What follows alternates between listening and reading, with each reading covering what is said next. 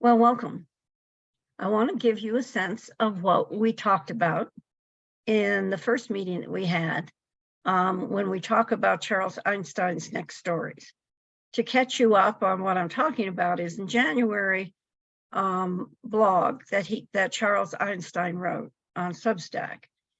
He talked about that there are old stories that humanity has lived by as if they are real, and that there are next stories that he believes are coming in or we're seeing evidence for, that there will be new ways that humanity will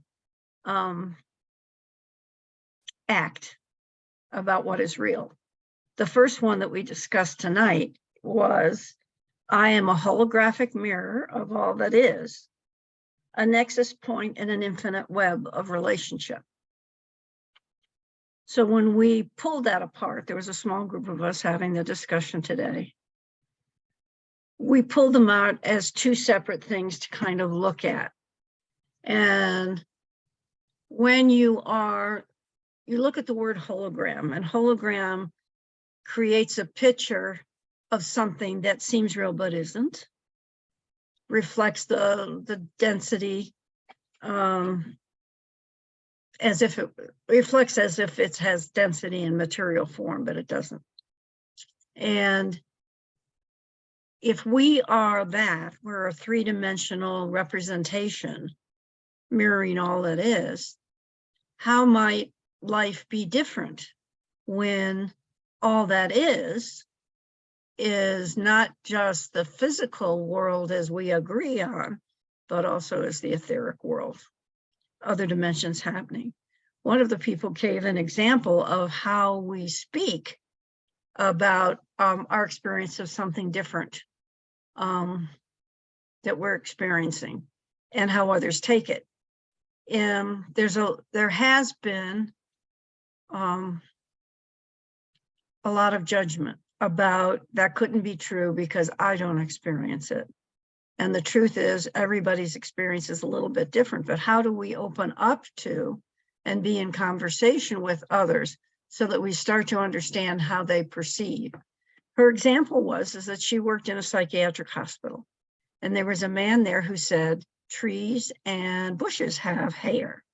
And he was mocked and he was drugged because the people, the doctors and nurses, perceived that this was an inaccurate description of a tree or a bush.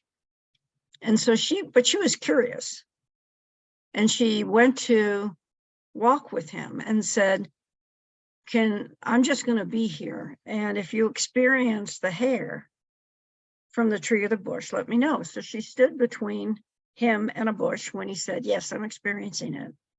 And what she saw was rays of energy reaching out from the bush to him. So his description of the rays, the golden rays of energy, was hair.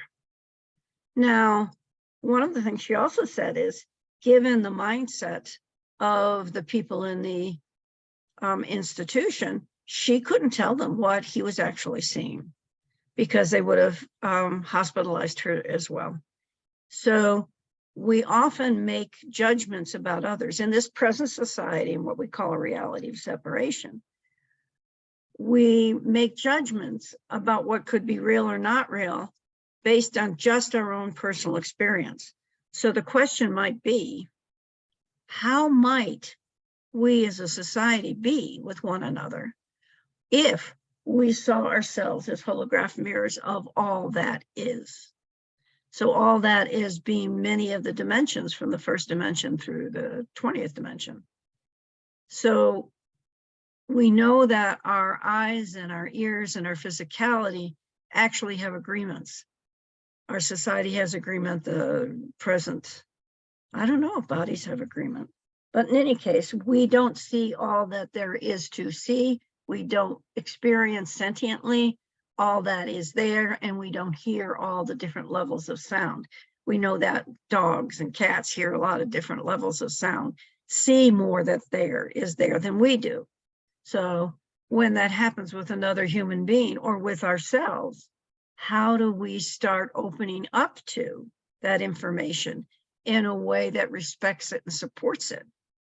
And what would it be like with humans if we asked those same questions? If we opened up to someone else's experience to find out more, to discover more. Someone used the example of the 5 blind men and the elephant. And if you're the blind man and you say, no, it's a strong pillar, no, it's a hairy hide, and you wouldn't believe the other person and you wouldn't even go and test it, then you limit your capability of really becoming aware of all that is. So that's the first thing, is how might that change how you see the world and how you experience yourself in the world and how you experience others in the world.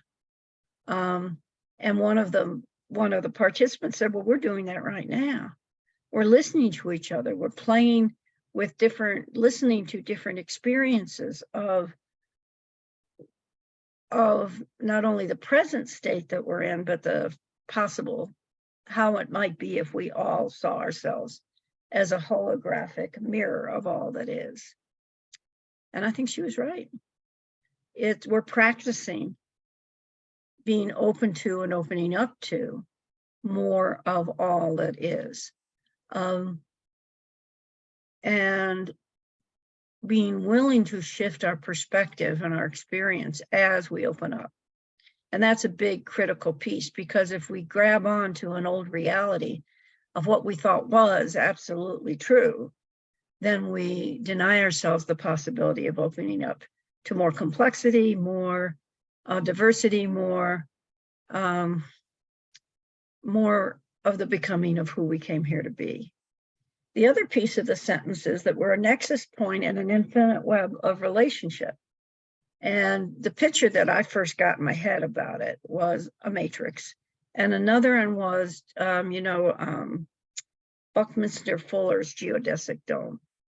And if every point on that geodesic dome is, let's say, yourself, and then another one is your friends or your family, and you see them, and then they're all interconnected, but they're interconnected to people you don't know. So it's this constant connectedness and flow of energy that exists no matter what.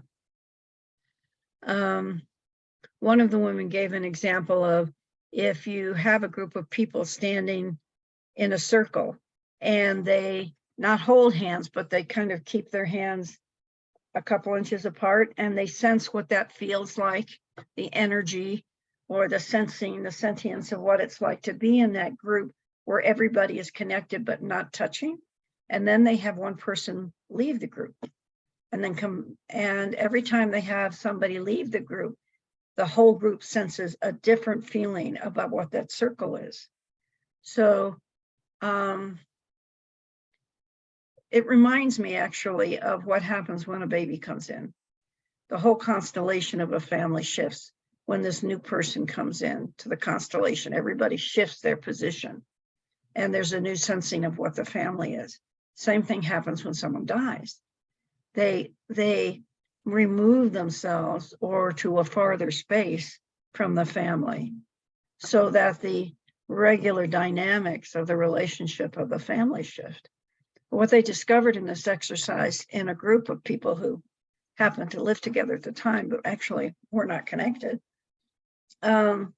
was that if one person left, the whole feeling of the group changed. And when they came back in, then it was renewed. So whether we can put language to it or even remember an example like that, if we start saying, okay, I'm interconnected, there are people that I'm in relationship with, and they are in relationship with other people, and those other people are in relationship with other people.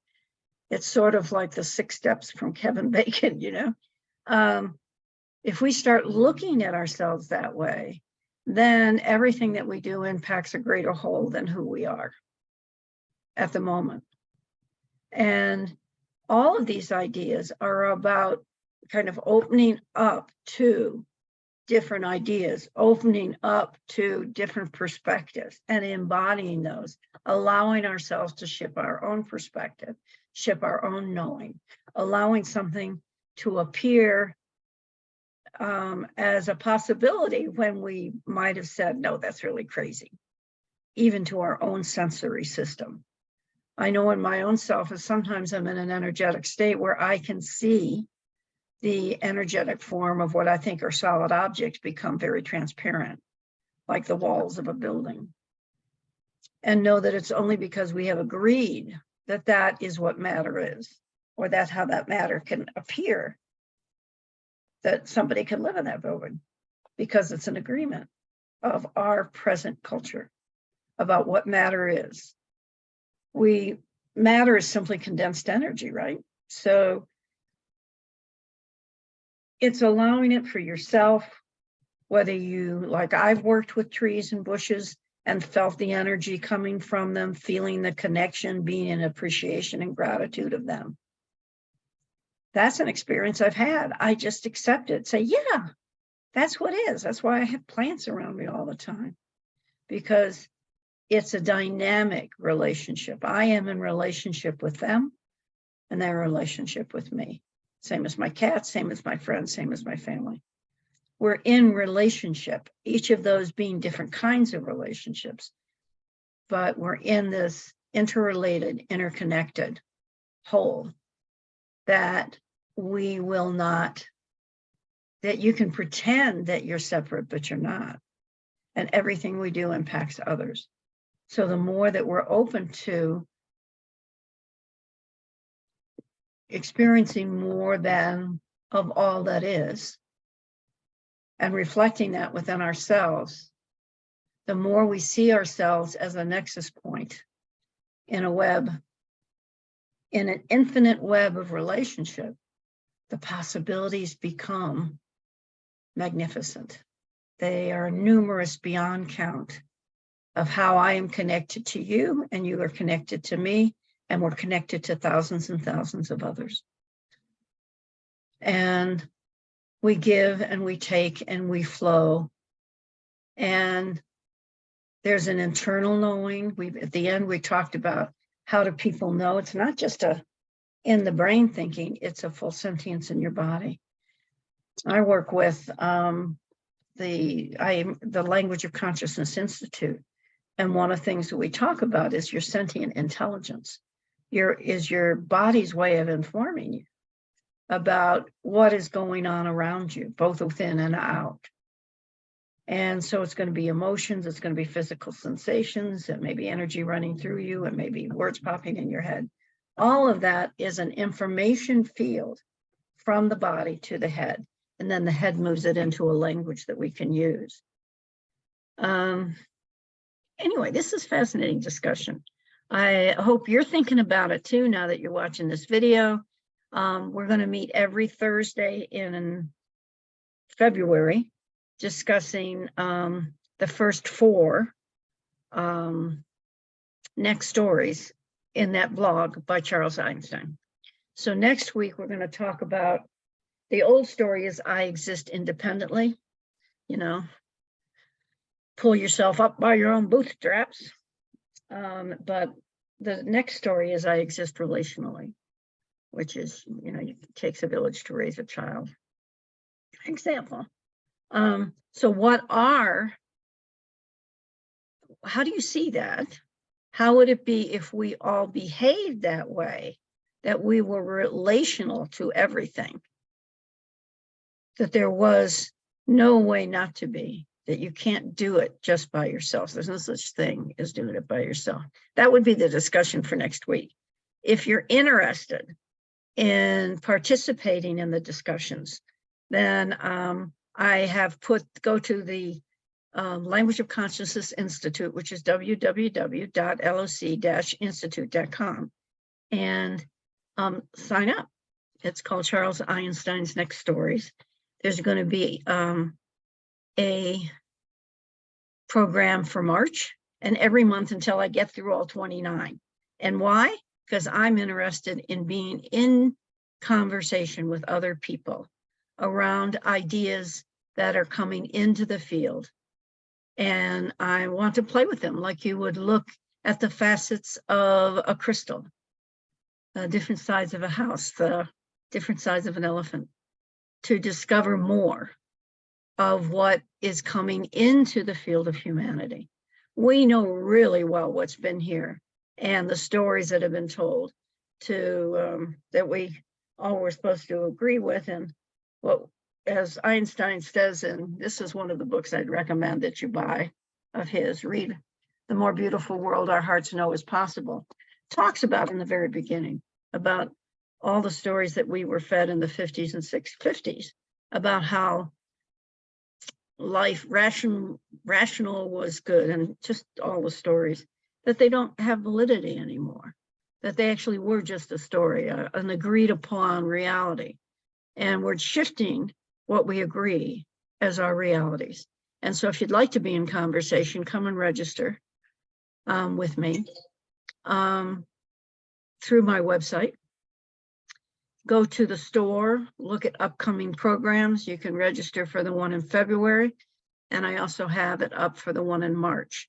If you go, if you look at the product, you'll see the link for the blog by Eisenstein, so you can see all of the stories, next stories. I hope you like to be in conversation and look at things differently and play with what it feels like inside your body, and how do you think about what the world might be if we adopted his idea of the next stories. It's fun. It's really fun. Other things that are coming up are Create a World every Friday, 9 a.m. The YouTube is the uppercase C, Create, uppercase A, World, uppercase W, World. And we have conversations every Friday at 9 a.m. there. There's a conversation and book discussion group about Sand Talk, which is a book by Tyson Yunkaporta, and he uses the civilization of the indigenous people of Australia and the way that they were connected to the land and to each other and to this listening. It's the same concepts Charles Einstein talks about, but he uses as an example the indigenous ones. And we're going to play with that. I think it's going to be like Wednesday mornings, every other week up until June, to look at how, if we look at those concepts of Sand Talk and the way he describes them, how would our world be different? And the last one is, I think it's March 16th, is a conversation about the soma, the body. And it's a good chance for you to start. If you haven't really paid attention to your own sentience, it's a good start. So thank you very much. Have a wonderful day whenever you've looked at this. And I wish you more investigation, more curiosity in your life. Thank you.